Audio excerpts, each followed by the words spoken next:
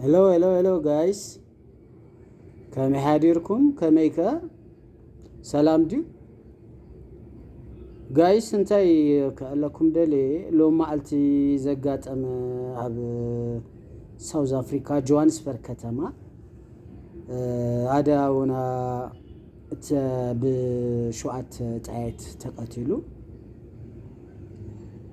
ጂ እዝም ሰጋጠመ አደ ውሱናት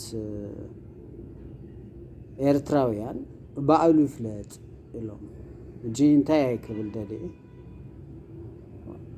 ከመዩ በአሉ ፍለጥ እዚ ሰብዚ ወላ አማ አሰብ ይሁን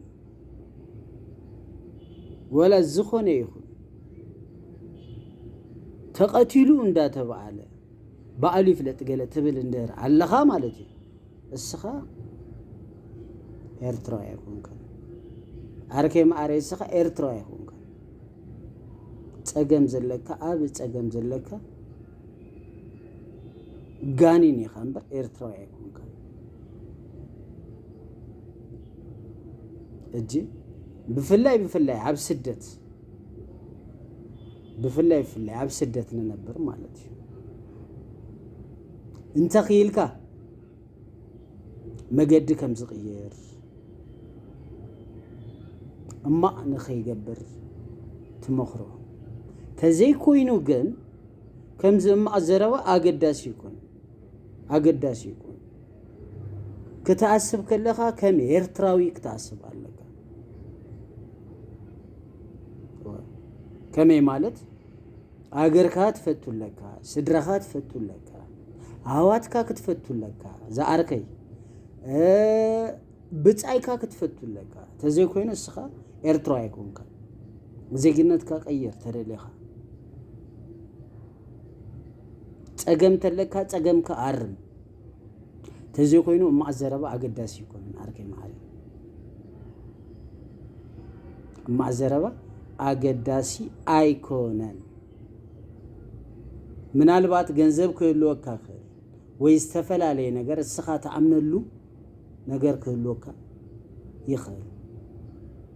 ግን ከም ብጻይካ ዝምጽ ነገር አይክህሉን ምስ ጊዜ ክርዳካ ኾነ ኸዲው ከምዚ አይነት ጸገም ዘለኩም 2% ምናልባት ካሚቲ ይውም ከምዚ አይነት ነገር ዘጋጥም ዝኻ አብስደት መብዛቱ አብስደት ዘለና ማለት እዩ እጂ ጋይስ እንታይ ክብል ደለ ሎም ማልቲ ደስ ስለዘይበለን ውሽጠይ በጣም እማ ስለዘለኹ ከምዚ ለዘለል ደለኹ ከምዚ አይነት ጸገም ዘለኩም ሰባት እንደር አለኩም ፕሊስ ግደፎ ቶታሊ ግደፎ እዚ ባህልና ኤርትራውያን አይኮነን ፕሊስ ጋይስ እማ እንደር ተዛሪበ ጌጋ እንደራለን ጻፉ ላይ አብ ኮሜንት ከምዛ ሀምዝ ብዝኾነ ጋይስ ቴንክ ዩ በጣም ደመስክን ላቭ ዩ ጋይስ ባይ